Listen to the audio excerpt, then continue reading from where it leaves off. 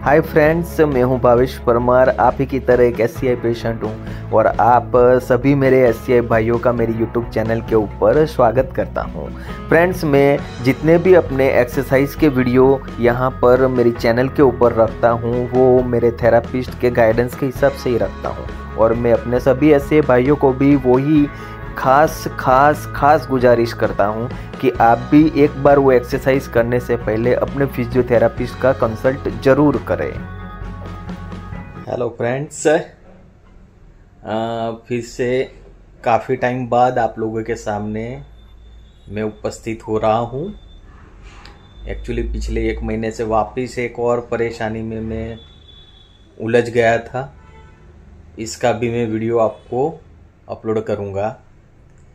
Actually I was suffering from hernia problem. मुझे दोनों side पे हार्निया, जिसको सारंगांठ बोलते हैं, उसका प्रॉब्लम हुआ था। अभी 15 दिन पहले इसका ऑपरेशन करवाया है मैंने, लेकिन काफ़ी अपने एससीआई भाइयों के कॉल आ रहे हैं एक ख़ास प्रॉब्लम से लेकर, जो मेरे को अभी ड्यूरिंग हॉस्पिटलाइज में हुआ था। वो टाइम पे भी मुझे ये प्रॉब्लम फेस करना पड़ रहा था। वो था कि यूरिन में जो वाइट लिक्विड जेली टाइप आता है वो क्या है, तो उसका क्या सॉल्यूशन किया जाए, उससे तो कोई प्रॉब्लम नहीं होगा। तो उसके रिलेटेड ही फ्रेंड्स आज का ये बहुत ही महत्वपूर्ण वीडियो मैं आपके सामने रखने जा रहा हूँ। तो उम्मीद करता हूँ कि आप इसको देखेंगे और देखने से भी ज़्यादा सुनेंगे। तो दोस्तों, क्या है कि जब तक मैं अभी तक जितने भी अपने स्पाइनल कोड इंजरी से रिलेटेड वीडियो डाला है, तो उसमें मैं एक चीज़ बार बार बोलता हूँ कि स्पाइनल कोड इंजर्ड पेशेंट जब डिस्चार्ज होकर हॉस्पिटल से अपने घर आता है तो उसको ये इंजरी की पूरी टर्मिनोलॉजी ही पता नहीं होती है कि एक्चुअली उसके साथ क्या हुआ है, उसका आगे का लाइफ क्या है और वो लाइफ में उसे क्या क्या सर्वाइव करना है और इसके साथ उसके परिवार वालों के साथ तालमेल बनाकर सोशल लाइफ में जीना है। तो जब तक दोस्तों आप लोगों का ये फंडा क्लियर नहीं होगा, ये स्पाइनल कोड इंजरी की टर्मिनोलॉजी आपके दिमाग में नहीं बैठेगी ना, तब तक आप बस ऐसे ही अपने उलझनों में ये स्पाइनल कोड इंजरी से रिलेटेड प्रॉब्लम में उलझते ही रहोगे।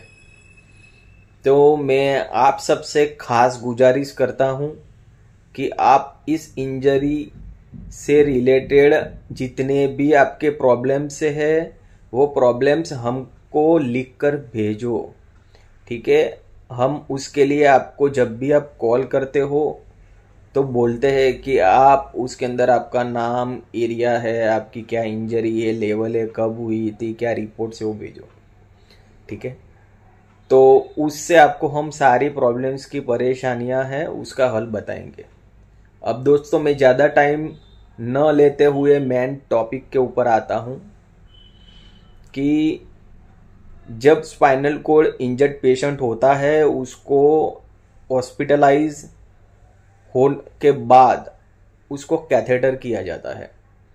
तो जब उसको कैथेटर करते हैं तो नॉर्मल यूरिन उसके यूरेथ्रा से कैथेटर पाइप से बाहर आ जाता है, लेकिन जो ये आप वाइट जेली लिक्विड या डिस्चार्ज की बात कर रहे हैं वो क्या है, वो आपको समझना है। तो उसके पहले कैथेटर के रिलेटेड समझना पड़ेगा इंफॉर्मेशन कि कैथेटर करते हैं तो वो कैथेटर क्यों करते हैं। कैथेटर इसीलिए करते हैं कि आपके ब्लेडर से यूरिन नॉर्मल वे में बाहर नहीं आता है। आपकी नर्व्स डैमेज होने की वजह से ड्यूरिंग ऑपरेशन आपके नर्व्स प्रॉपर वे में एक्टिवेट ना होने की वजह से आपके ब्लेडर के मसल्स में इतना पावर नहीं होता है कि वो यूरिन को पुश करके बाहर निकल पाए। इसीलिए जब जब ब्लैडर फुल होता है तो अपने आप ही कैथेटर से यूरिन निकलता रहता है। बट कभी कभी क्या होता है दोस्तों कि जब आपके डिस्चार्ज होने के बाद भी आपकी नर्व्स प्रॉपर वे में एक्टिवेट नहीं होती है या आप प्रॉपर वे में यूरिन कंट्रोल एक्सरसाइज नहीं करते हो, तो उस वजह से आपका पहले तो कैथेटर जल्दी निकलता नहीं है। कैथेटर निकालने के लिए भी हमने वीडियो बताए हुए हैं आपको कि कैसे आपका कैथेटर आप चाहो तो 1-2 महीने में भी आप निकाल सकते हो। तो दोस्तों आप कैथेटर नहीं, जब तक आपका निकलता है तो कैथेटर की केयर लेनी है काफ़ी।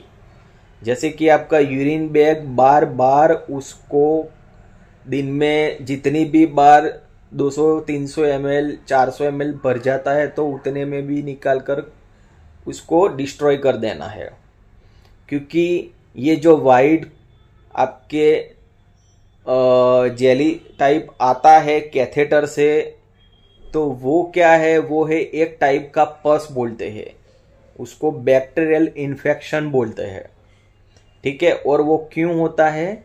क्योंकि आपका यूरिन जब ज़्यादा प्रपोर्शन में ब्लैडर में स्टोर होता है तो वो जो बैक्टीरिया आपके यूरिन बैग में पड़ा रहता है वो आपके कैथेटर पाइप में से होकर ब्लैडर में पहुंचते हैं और वहां पर पहुंचकर वो मल्टीप्लाई करते हैं और उस वजह से धीरे धीरे वो पस आपके अंदर ब्लैडर में बढ़ता है, जो कि आपकी किडनी तक पहुंचता है और आपकी किडनी को भी नुकसान कर सकता है।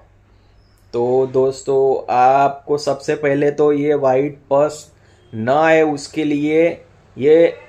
लिए जो मेन रिस्पॉन्सिबल चीज़ है वो है आपके पस के लिए बैक्टीरिया को ख़त्म करना। तो उसको कैसे ख़त्म करोगे? तो आपकी कैथेटर केयर प्रॉपर वे में करोगे कि जिस वजह से ये बैक्टीरिया पैदा ही ना हो। दूसरी बात, यूरिन बैग बार बार दिन में खाली करते हो, उसी के साथ साथ ही आपको आपकी यूरिन बैग की पाइप है उसको भी फ्लश आउट करना है गर्म पानी से, कि जिस वजह से उसके अंदर भी कोई भी ऐसे बैक्टीरिया हो तो वो भी क्लीन हो जाए, कि जिस वजह से आपका यूरिन बैग का पाइप है वो भी प्रॉपर वे में क्लीन हो। तीसरी बात, जब रात को आप करवटें लेते हो तो आपकी catheter and urine pipe proper way में पड़ी है कि नहीं वो भी ध्यान रखनी है। क्योंकि कभी कभी क्या होता है, जब आप करवटें लेते हो तो वो पाइप किंक हो जाती है, मुड़ जाती है, तो वहाँ से आपका यूरिन बैग में जाता ही नहीं है, जिस वजह से वो यूरिन आपके ब्लैडर में ही पड़ा रहता है यूरिन बैग में आने की बजाय। तो वो जो ब्लैडर में पड़ा हुआ यूरिन है वह वापस किडनी में चला जाता है, वो इंटरनल रिसाइकल बार बार होता रहता है। उस वजह से यूरिन चीज़ क्या है कि वो है आपके शरीर का एक गंदा पदार्थ।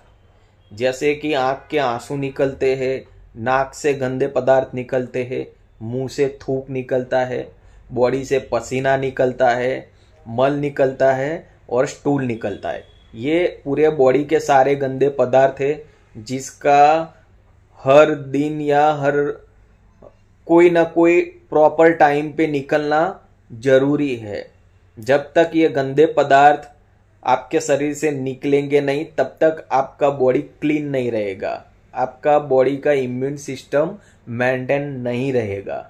तो उस हिसाब से अगर ये आपके बॉडी में ही मतलब कि यूरिन है कि पर्टिकुलर बात करें हम, तो यूरिन अगर आपके ब्लैडर में ही पड़ा रहेगा तो उसके अंदर जो गंदे पदार्थ के अंदर जो बैक्टीरिया जो इंसेक्ट्स पड़े हुए हैं वो बार बार मल्टीप्लाई होते हैं और मल्टीप्लाई होने की वजह से वो धीरे धीरे एक पस का निर्माण करते हैं कि जो काफ़ी आपकी किडनी के लिए आपके ब्लैडर के लिए डेंजरस है।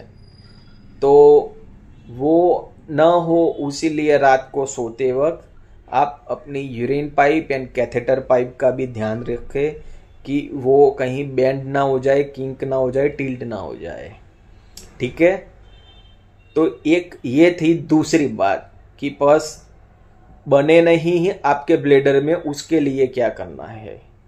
एक और चीज भी मैं आपको कह सकता हूं कि जिससे आपके बॉडी में पस का निर्माण ना हो, वो है कि जब भी आप कोई भी एक्सरसाइज करते हो या कोई भी यूं समझ लो कि बेड की मोबिलिटी करते हो, व्हीलचेयर की मोबिलिटी करते हो, तो उस वक्त आपको आपका यूरिन बैग का खास ध्यान रखना है कि आपका यूरिन बैग आपके यूं समझ लो कि जीनेटल पार्ट से लोअर पोजीशन में ही रहे।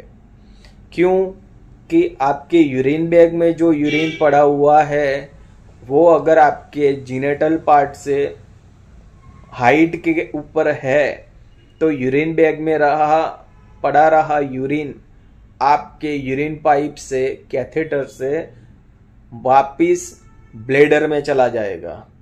तो वो यूरिन बैग में यूरिन पड़ा हुआ था कि जिसके अंदर बैक्टीरिया हो गए हैं, जनरेट हुए हैं, वो वापस ब्लेडर में जाकर फिर से मल्टीप्लाई करेंगे और वो पस का रूप निर्माण करेंगे। तो ये चीज है तीनों कि जिस वजह से आपके बॉडी के अंदर ये बैक्टीरिया निर्माण होते हैं जो कि एक पस का रूप बनाते हैं।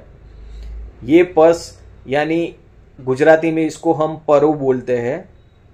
ठीक है, कि जिससे आपको यूरिनल इन्फेक्शन होते हैं, यूटीआई करवाना पड़ता है। तो दोस्तों ये चीज थी कि बॉडी में पस आपके ब्लेडर में यूरिन में कैसे बनता है और क्यों आते हैं। अब ये आते हैं तो अभी दोस्तों कोई घबराने की बात नहीं है। इसका आना और इसका निकलना वो बहुत ही ध्यान रखने और एक ऑब्जर्वेशन में रखने की चीज है, क्योंकि जैसे मैंने बोला कि स्पाइनल कोड इंजरी आपको हुई है तो ये वो इंजरी नहीं है। मैं बार बार ये डायलॉग बोलता हूं कि वो इंजरी नहीं है कि जैसे बुखार हुआ है और उसकी गोली ले ली और 2 दिन में बुखार चला गया। ये वो इंजरी है कि जो आपकी एक लाइफ का पार्ट बन चुकी है।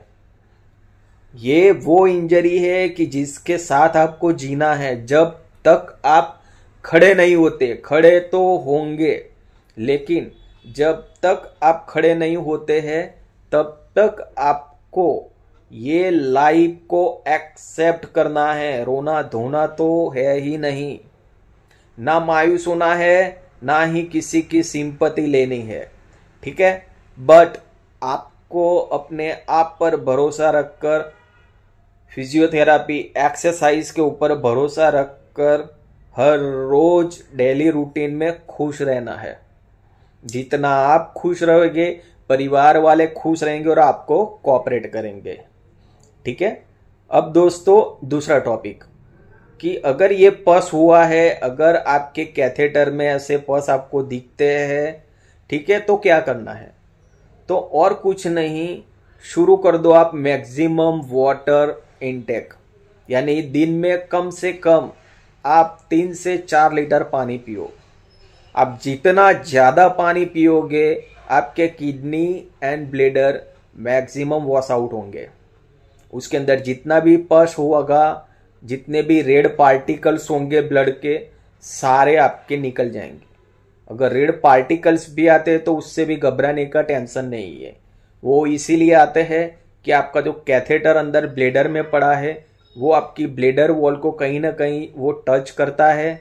आपकी मूवमेंट्स प्रॉपर नहीं होती है सोते वक्त, एक्सरसाइज के वक्त, तो वो ब्लेडर की वॉल को टच करने की वजह से, उसको किंक करने की वजह से ही थोड़े बहुत रेड पार्टिकल्स आ जाते हैं।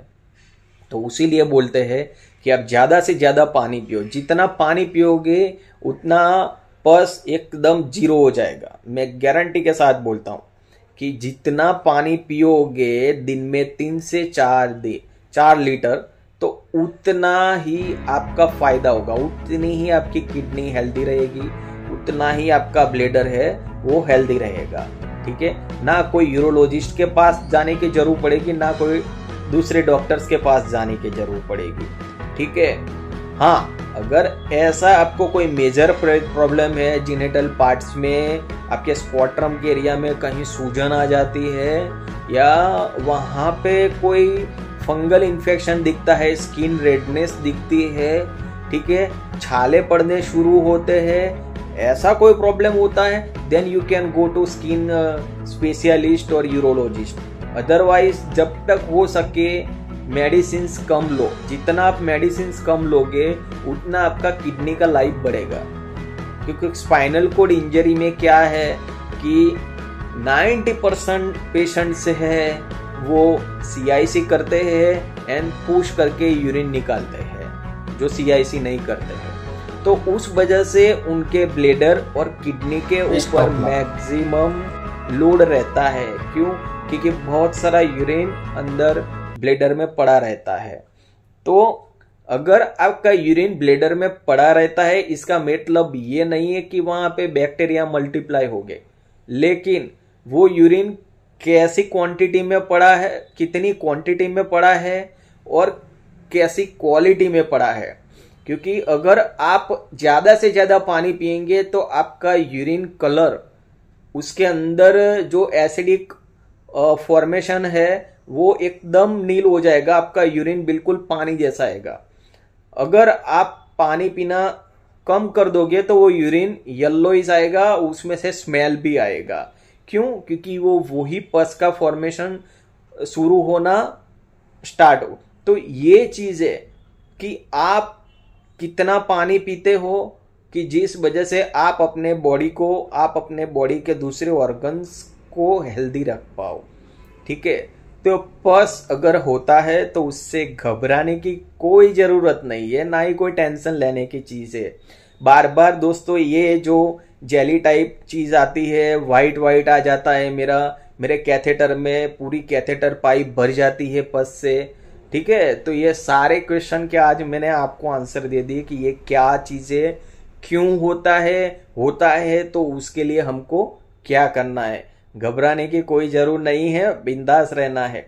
और कोई भी क्वेश्चन हो तो मैं आपको बार बार बोलता हूं कि सबसे पहले आप फोन करने से पहले मुझे आप व्हाट्सअप, अभी मैंने अपना बिजनेस अकाउंट बना लिया है तो उसके ऊपर भी आप अपने सारे क्वेश्चन रख सकते हो, अपने नाम, area, date of injury type, अपना इंजरी का लेवल और जो भी अवेलेबल रिपोर्ट्स हो, वॉट एवर आपके MRI रिपोर्ट्स हो, एक्सरे CT स्कैन के रिपोर्ट हो, ठीक है, लैब्स के रिपोर्ट हो, तो मैं भी अपने फिजियोथेरापिस्ट से कंसल्ट कर आपके इंजरी से रिलेटेड डिस्कस करने के बाद आपको आंसर दूंगा।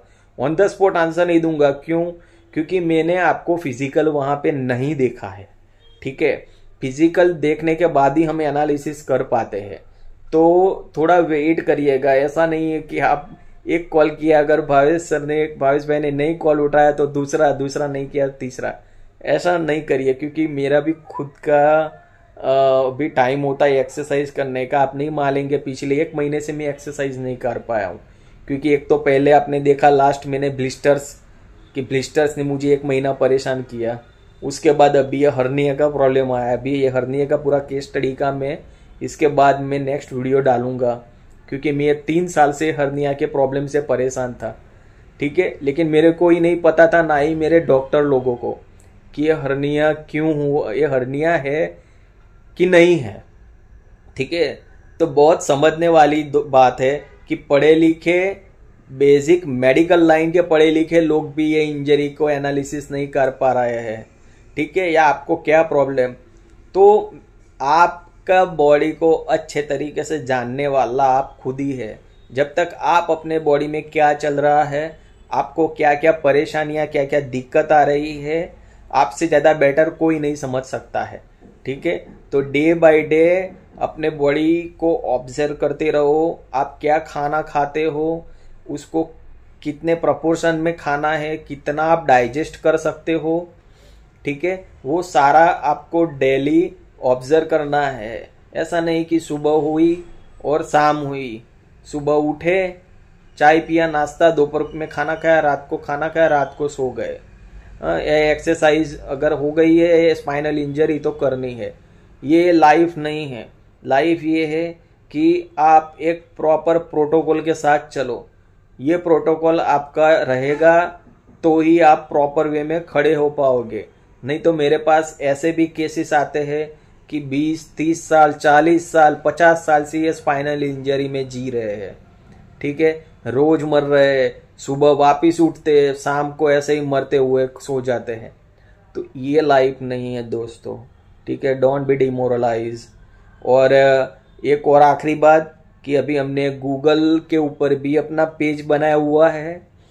ठीक है, कि जिससे हम ऑल ओवर वर्ल्ड में अपने जितने भी स्पाइनल इंजर्ड भाई है उनके कांटेक्ट में आ सके, उनके प्रॉब्लम परेशानियां भी सुन सके, और कैसे भी करके ये इंजरी का हम सब भाई लोग मिलकर कोई तोड़ निकाले।